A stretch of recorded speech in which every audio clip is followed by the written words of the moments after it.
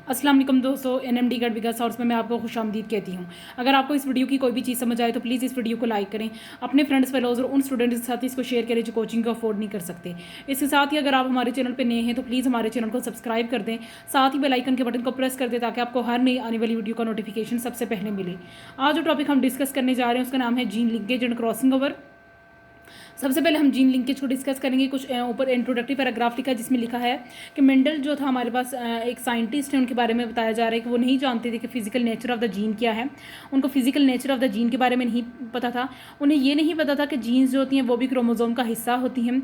उन्हें ये भी नहीं पता था कि because nature of the chromosomes were not discovered until long after it his experimental work concluded. उसने कहा कि जब मेंडल का वर्क कंक्लूड हुआ था, जब मेंडल ने अपनी कंक्लूजन्स बनी थी, तब भी हमें क्रोमोजोम की डिस्कवरी के बारे में नहीं पता था, क्रोमोजोम के नेचर के बारे में नहीं पता था। इसलिए हमें यह भी नहीं पता था कि जीन्स जो है वो क्रोमोसोम्स का एक हिस्सा होती हैं या जीन्स हमारे पास उनकी नेचर जो होती है वो फिजिकल नेचर होती है।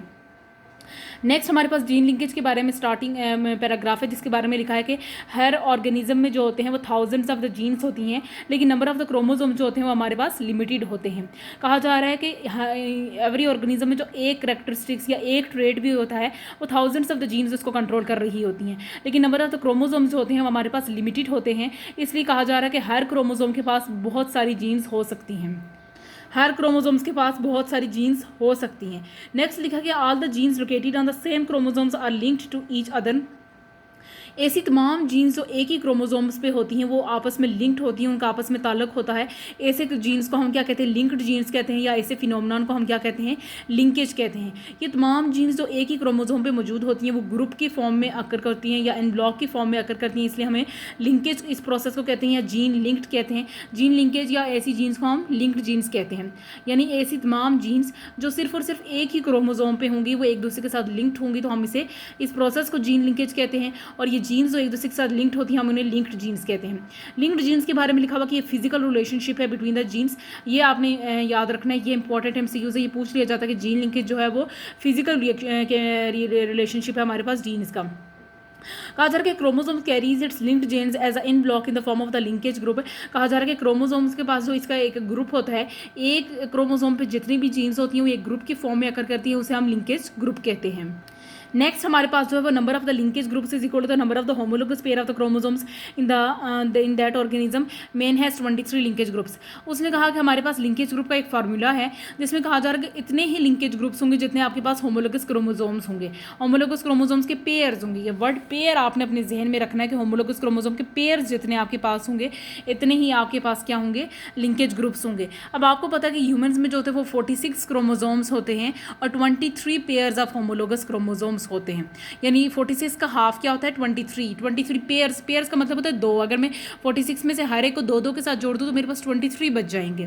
46 होमोलोगस क्रोमोसोम्स में से मेरे पास 23 पेयर्स ऑफ होमोलोगस क्रोमोसोम्स हैं, तो उन 20 जितने पेयर्स होंगे उतने ही मेरे पास लिंकेज ग्रुप्स होंगे। तो मेरे पास 23 पेयर्स ऑफ होमोलोगस क्रोमोसोम्स हैं मेन में, तो मेरे पास 23 लिंकेज ग्रुप्स होंगे, यानी सेक्स लिंकेज ग्रुप्स होंगे, जीन लिंकेज ग्रुप्स होंगे।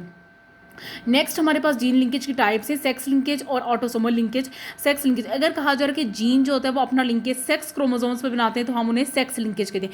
सेक्स क्रोमोसोम्स कौन से होते हैं आपके पास, सेक्स क्रोमोसोम जो आपके सेक्स में इन्वॉल्व होते हैं उन्हें हम सेक्स लिंकेज कहते हैं। और सेक्स क्रोमोसोम्स के अलावा बाकी जितने भी बचे हुए क्रोमोसोम्स होते हैं हम उन्हें ऑटोसोमल लिंकेज कहते हैं, ऑटोसोमल क्रोमोसोम्स कहते हैं। ऐसे क्रोमोसोम्स जो हमारे सेक्स में इन्वॉल्व होते हैं उसे हम सेक्स क्रोमोसोम्स कहते हैं, और सेक्स क्रोमोसोम्स के अलावा बाकी बचे हुए जितने भी क्रोमोसोम्स होते हैं वो ऑटोसोमल क्रोमोसोम्स होते हैं। कहा जा रहा है कि अगर हमारे पास ये जीन लिंकेज का ग्रुप जो होता है वो सेक्स क्रोमोसोम्स पे बनता है तो उसे हमें सेक्स लिंकेज कहते हैं। कौन कौन सी मिसाल दी जा रही है, गाउट की मिसाल दी जा रही है, हमारे पास कलर ब्लाइंडनेस की है, हीमोफीलिया की मिसाल है। ये सब के सब जो होते हैं वो लिंकेज ग्रुप्स बनाते हैं on the x chromosome. Next हमारे पास जो आता है वो हमारे पास ऑटोसोमल लिंकेज आ जाता है। कहा जा रहा है कि the genes are linked on the autosomes, यानी ऐसे क्रोमोसोम्स सेक्स क्रोमोसोम्स के अलावा जो बचे हुए क्रोमोसोम्स है अगर उन पे लिंकेज ग्रुप्स बनता है तो हम उसे क्या कहते हैं, ऑटोसोमल लिंकेज कहते हैं। कहा जा रहा है कि इसके लिए कौन सिकल सेल एनीमिया की जो होती हैं वो ऑटोसोमल होती हैं, सिंपल एनीमिया हो, ल्यूकेमिया हो आपके पास, या एल्बिनिज्म हो, ये तमाम की तमाम जो होते हैं ये क्रोमोसोम नंबर 11 पे होते हैं और इनके लिंकेज ग्रुप्स जो होता है वो हमारे पास ऑटोसोमल लिंकेज होता है।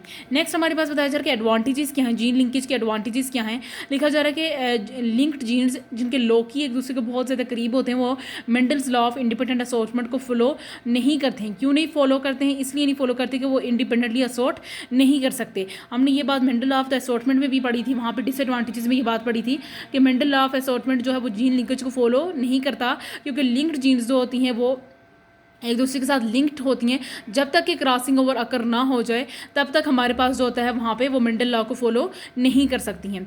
नेक्स्ट लिखा हुआ कि gene linkage also minimise the chances of the genetic recombination and the varieties among the offsprings. ये जेनेटिक रिकम्बिनेशन का प्रोसेस को भी रोक सकती है। जेनेटिक रिकम्बिनेशन का क्या मतलब? अगर आपने जेनेटिक रिकम्बिनेशन का ईजिली जो है वो इसका ईजी आपने मेथड से इसको समझना है तो आप इस प्ले लिस्ट में सर्च कर सकते हैं जहाँ पे मैंने मेंडल्स लॉ ऑफ असॉर्टमेंट समझाया है, डाई हाइब्रिड क्रॉस समझाया है। उस वीडियो में मैंने जेनेटिक रिकम्बिनेशन को इजीली समझाया कि कैसे कैसे हमारे पास राउंड येलो सीड्स और रिंकल्ड ग्रीन सीड जो होती हैं वो एक दूसरे के साथ रिकम्बिनेट करते हैं। रिकम्बिनेशन का मतलब होता है कि एक दूसरे के साथ अपनी असल पोजीशन को, अपने पेरेंट को छोड़ के एक दूसरे के साथ जो होता है वो मिल जाना या मैच हो जाना, उसको हम जेनेटिक रिकम्बिनेशन कहते हैं। आप उसको टॉपिक को भी प्लेलिस्ट में देख सकते हैं, आपको ईजिली समझ आ जाएगी। And the varieties among the offspring. लिखा कि मेंडल वॉज लकी इनफ है। मेंडल इसलिए लकी था क्योंकि उसने पी में वो वाले कैरेक्टर्स को चूज़ किया जो हमारे पास लिंक्ड नहीं थे।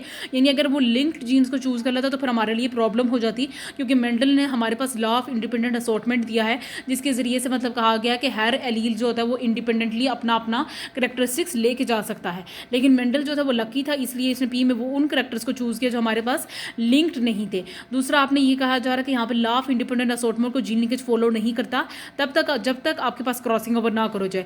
ये जो था वो जेनेटिक रिकम्बिनेशन के प्रोसेस को भी कम कर देता है हमारे पास। नेक्स्ट हम जो पढ़ने जा रहे हैं उसमें लिखा जा रहा है कि डिटेक्शन ऑफ जीन लिंकेज। हम जीन लिंकेज को कैसे डिटेक्ट कर सकते हैं। लिखा कि gene linkage can be easily detected by performing the test cross between the two gene pairs. हम टेस्ट क्रॉस को परफॉर्म करवा के हम जीन लिंकेज को डिटेक्ट कर सकते हैं। कहा जा रहा है कि टेस्ट क्रॉस में हम हमेशा से पढ़ते जा रहे हैं कि हमारे पास टेस्ट क्रॉस में रिसेसिव पेरेंट्स होते हैं। रिसेसिव पेरेंट या तो होमोजाइगस होते हैं या तो हेट्रोजाइगस रिसेसिव पेरेंट को यूज़ करते हैं। जहाँ पे भी आपको टेस्ट क्रॉस या बैक क्रॉस का नाम याद है, आपने हमेशा याद रखना है कि वहाँ पर रिसेसिव पेरेंट्स जो होते हैं वो होमोजाइगस या हेट्रोजाइगस पेरेंट्स होते हैं। याद रखिएगा ये वो होमोजाइगस या हेट्रोजाइगस रिसेसिव पेरेंट्स ये ओरिजिनल होते हैं। ये हमारे पास जो P1 जनरेशन यानी फिनोटाइप 1 में होते हैं ये हमारे पास ओरिजिनल पेरेंट्स होते हैं। और हम टेस्ट क्रॉस किसका करवाते हैं? हेट्रोजाइगस इंडिविजुअल का। जो हमारे पास F1 जनरेशन में हेट्रोजाइगस इंडिविजुअल होता है। हेट्रोजाइगस का क्या मतलब होता है? डिफरेंट। यानी होमोजाइगस ना, होमोजाइगस का मतलब है क्या कि 2 कैपिटल लेटर्स ए में आते हैं और 2 कैपिटल लेटर्स बी के आते हैं तो वो होमोजाइगस है। लेकिन मैं अगर एक कैपिटल लेटर ए और small letter A, capital letter B और स्मॉल लेटर बी कहते हैं तो वो मेरे पास हेट्रोजाइगस आ जाता है। मैं आपको एक मिसाल दिखा देती हूँ यहाँ पे। ये देखिएगा मेरे पास एक पेडिग्री बनी है जिसमें 2 कैपिटल ए हैं, 2 कैपिटल बी हैं। ये मेरे पास जो केस होता है इसे मैं होमोजाइगस कहती हूँ। और ये आप देखिएगा जो 2 कैपिटल ए हैं और बी और स्मॉल बी है ये मेरे पास जो होता है ये हेट्रोजाइगस का केस आ जाता है। ठीक है, तो ये होमोजाइगस और हेट्रोजाइगस को अपने डिफ्रेंशिएट करना है। तो टेस्ट क्रॉस किसके बीच में होता है? ऐसे पेरेंट्स जो हमारे पास फिनोटाइप 1 में हैं, ओरिजिनल पेरेंट्स हम कहते हैं होमोजाइगस या हेट्रोजाइगस रिसेसिव पेरेंट्स हमने यूज़ करने हैं। और हेट्रोजाइगस इंडिविजुअल को यूज़ करना है जो हमारे पास F1 जनरेशन में मौजूद होता है। तो हमारे पास टेस्ट क्रॉस परफॉर्म हो जाता है। अब हम टेस्ट क्रॉस के रिजल्ट्स को डिस्क्राइब करेंगे। कहा जा रहा है कि if all the 4 phenotypic combinations, अगर टेस्ट क्रॉस के बाद हमारे पास जो 4 फेनोटाइपिक कम्बिनेशंस बनती हैं उसमें से 2 पेरेंटल होती हैं और 2 रिकम्बिनेंट्स होती हैं। रिकम्बिनेंट्स का आप ऐसे भी मतलब कह सकते हैं कि 2 डॉटर सेल्स जो प्रोड्यूस होते हैं, 2 पेरेंटल और 2 डॉटर सेल्स। अगर सबका रिजल्ट जो है 1:1:1:1 चारों का रिजल्ट हमारे पास 1:1 में आता है तो इसका मतलब ये कि लिंकेज ग्रुप मौजूद नहीं है। अगर कहा जा रहा है कि अगर हमारे पास रिजल्ट ये आता है कि ज़्यादा पेरेंटल टाइप्स हैं और कम रिकम्बिनेंट टाइप्स हैं तो इसको हम कहते हैं कि इनकम्प्लीट या पार्शियल लिंकेज होता है। आपके पास क्या होता है? इनकम्प्लीट या पार्शियल लिंकेज होता है। कंप्लीट या टाइट लिंकेज कैसे कहते हैं कि सिर्फ पेरेंटल टाइप्स ही प्रोड्यूस्ड हों और रिकम्बिनेंट टाइप्स प्रोड्यूस्ड हुई ना तो हमारे पास टाइट लिंकेज या कंप्लीट लिंकेज होती है। कहा जा रहा है कि जैसे आपने डाई हाइब्रिड क्रॉस में पढ़ा था कि कंप्लीट और टाइट लिंकेज आपको वहाँ पे मिली थी कि आपने रिकम्बिनेंट टाइप्स जो होती है वो डिस्टर्ब। हमारे पास मेंडल लॉ का रिजल्ट जो था 9:3:3:1 था। लेकिन हमारे पास जब पेरेंटल कम्बिनेशन जब हमने टेस्ट क्रॉस परफॉर्म करवाया था तो सिर्फ हमारे पास पेरेंटल कम्बिनेशन जो थी वो प्रोड्यूस हुई थी 3:1 वाली। ये लास्ट वाली 3:1 यानी सिर्फ हमारे पास पेरेंटल कम्बिनेशन प्रोड्यूस हुई थी। तो हमने ये आप मिसाल जो वो डाई हाइब्रिड की क्रॉस की देख सकते हैं कि मेंडल लॉ ऑफ असॉर्टमेंट का हमारे पास रिजल्ट था 9:3:3:1। लेकिन जब हमने उनका टेस्ट क्रॉस परफॉर्म करवाया तो हमारे पास रिजल्ट जो था वो 3:1 आया सिर्फ। इसका मतलब ये था कि सिर्फ हमारे पास पेरेंटल कॉम्बिनेशन प्रोड्यूस्ड हुई। जब हमारे पास सिर्फ पेरेंटल कॉम्बिनेशन प्रोड्यूस होती हैं तो हमारे पास कंप्लीट या टाइट लिंकेज जो होती है वो फॉलो होती है। नेक्स्ट हम मॉर्गन के एक्सपेरिमेंट को स्टडी करेंगे ये देखने के लिए कि जीन लिंकेज का जो हमारे पास एक प्रोसेस है वो इनहेरिटेंस को कैसे इफेक्ट करता है। लिखा जाए कि मॉर्गन ने जो अपना एक एक्सपेरिमेंट परफॉर्म किया था ड्रोसोफिला मेलानोगास्टर पे, उसने 85 पेयर ऑफ कंट्रास्टिंग ट्रेड्स को यहाँ पे स्टडी किया है।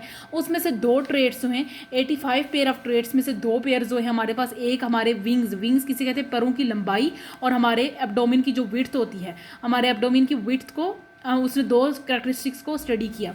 उसने कहा कि ऐसे एलील जो लॉन्ग विंग्स हैं वो डोमिनेंट हैं, जिनकी शॉर्ट विंग्स हैं या वेस्टिजियल विंग्स हैं जो वो रिसेसिव हैं। इसी तरह हमारे पास जिनके पास ऐसे फ्लाई ऐसी जो फ्रूट फ्लाई है जिसकी एब्डोमिन ब्रॉड है वो डोमिनेंट है, और जिसका एब्डोमिन नैरो है वो हमारे पास रिसेसिव होता है। कहा जा रहा है कि P1 जब फिनोटाइप 1 में ऐसा हुआ कि लॉन्ग विंग्स और ब्रॉड एब्डोमिन का नैरो विंग्स और नैरो एब्डोमिन के साथ हमारे पास एक्सपेरिमेंट परफॉर्म किया गया। ये आप देख सकते हैं कि लॉन्ग विंग्स और ब्रॉड एब्डोमिन का क्रॉस किसके साथ परफॉर्म करवाया जा रहा है, वेस्टिजियल विंग्स यानी जो शॉर्ट विंग्स हैं और नैरो एब्डोमिन के साथ करवाया जा रहा है। तो हमारे पास F1 जनरेशन में क्या प्रोड्यूस्ड हुए हैं, लॉन्ग विंग वाले और ब्रॉड एब्डोमिन वाले प्रोड्यूस्ड हुए हैं। तो इसका मतलब ये है कि जो हमारे पास F1 जनरेशन में प्रोड्यूस्ड होते हैं वही हमारे पास डोमिनेंट होते हैं। तो क्या क्या F1 जनरेशन में आपके पास क्या प्रोड्यूस्ड होते हैं, आप कोई सा भी क्रॉस परफॉर्म कर रहे हो तो जब आपके पास F1 जनरेशन में जो चीज़ आपके पास प्रोड्यूस होती है वो डोमिनेंट होती है दूसरे वाले पे। तो हमारे पास F1 जनरेशन में हमारे पास लॉन्ग विंग और ब्रॉड एब्डोमिन प्रोड्यूस हुए, तो इसका मतलब ये है कि वो डोमिनेंट है नैरो वाले पे। नेक्स्ट लिखा हुआ कि जो हमारे पास F1 जनरेशन प्रोड्यूस होती है, जिन F1 को F1 से दोबारा मल्टीप्लाई करवाया जाता है, यानी लॉन्ग विंग और ब्रॉड एब्डोमिन को वो दोबारा से लॉन्ग विंग और ब्रॉड एब्डोमिन के साथ मल्टीप्लाई करवाऊंगी।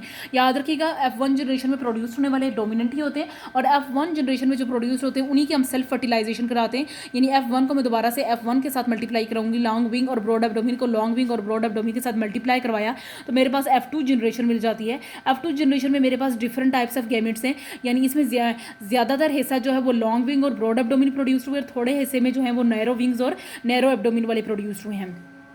3/4 पोर्शन जो है वो मेरे पास जो है वो लॉन्ग विंग्स और ब्रॉड एब्डोमिन वालों का प्रोड्यूस हुआ है, और 1/4 पोर्शन जो है वो मेरे पास वेस्टिजियल विंग्स यानी शॉर्ट विंग्स और नैरो एब्डोमिन वाले का प्रोड्यूस्ड हुआ है। ठीक है, तो ये क्रॉस उम्मीद है आपको अच्छे से समझ आ गया है। नेक्स्ट हम कंक्लूजन्स की तरफ चलते हैं, जहाँ पे कहा जा रहा है कि मॉर्गन्स की जो कंक्लूजन्स थी वो ये जो मेंडल लॉ था 9:3:3:1 से इससे बहुत ज़्यादा डिफरेंट थी। हमारे पास हमें ये पता चला कि जो एब्डोमिन और विड्थ ये दोनों करेक्टरिस्टिक्स जो हमने पढ़े हैं वो एक ही क्रोमोजोम पे लोकेट कर रहे हैं, जो एक ही क्रोमोजोम पे लोकेट करते हैं उन्हें हम क्या कहते हैं, लिंक्ड जीन्स कहते हैं। तो इसका मतलब ये है कि वह सॉर्ट इंडिपेंडेंटली नहीं कर सकते हैं। हमारे पास जो होते हैं वो रिकम्बिनेंट टाइप्स प्रोड्यूस नहीं हुई, सिर्फ और सिर्फ हमारे पास पेरेंटल टाइप्स प्रोड्यूस होती हैं। तो हमारे पास जीन लिंकेज का वो रिजल्ट जिसमें सिर्फ और सिर्फ पेरेंटल टाइप्स प्रोड्यूस हो, हम उसे क्या कहते हैं, टाइट लिंकेज कहते हैं, कंप्लीट लिंकेज या टाइट लिंकेज कहते हैं। तो हमारे पास रिजल्ट में 9:3:3:1 प्रोड्यूस्ड नहीं होता है, क्योंकि मेंडल लॉ को फॉलो नहीं किया जाता। सिर्फ हमारे पास 3:1 प्रोड्यूस हुआ, जिसका मतलब ये है कि टाइट लिंकेज प्रोड्यूस हुई, हमारे पास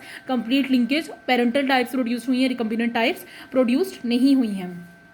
लिंक यहाँ पे इफेक्ट्स बताए जा रहे हैं लिंकेज के। कहा जा रहा है कि लिंकेज को तभी ऑब्जर्व किया जा सकता है हमारे पास अगर प्रोजेनी जो होती है वो अगर लार्ज हो। कहा जा रहा है कि probability is use to determine, probability का क्या फंक्शन है, वो काइंड्स ऑफ गैमेट्स और चांसेस ऑफ द कॉम्बिनेशन को डिटरमाइन करती है। अगर हमारे पास जितने ज़्यादा इंडिविजुअल्स होंगे उतना ही हमारे पास चांस होगा कि प्रोबेबिलिटी ज़्यादा हो, लेकिन अगर हमारे पास सैंपल्स कम होता तो हमारे पास प्रोबेबिलिटी के चांसेस भी कम हो जाते हैं। लिंकेज को तभी सही तरीके से ऑब्जर्व किया जाता है जब तक लिंकेज को तभी हम रिकॉग्नाइज कर सकते हैं जब हमारे पास पेरेंटल टाइप्स ज़्यादा हूँ और रिकम्बिनेंट टाइप्स कम हूँ। ये हमारे पास जहाँ पे पेरेंटल टाइप्स कम और रिकम्बिनेंट टाइप्स कम हैं, पेरेंटल टाइप से ज़्यादा और रिकम्बिनेंट टाइप्स कम है, ये हमारे पास पार्शियल लिंकेज है।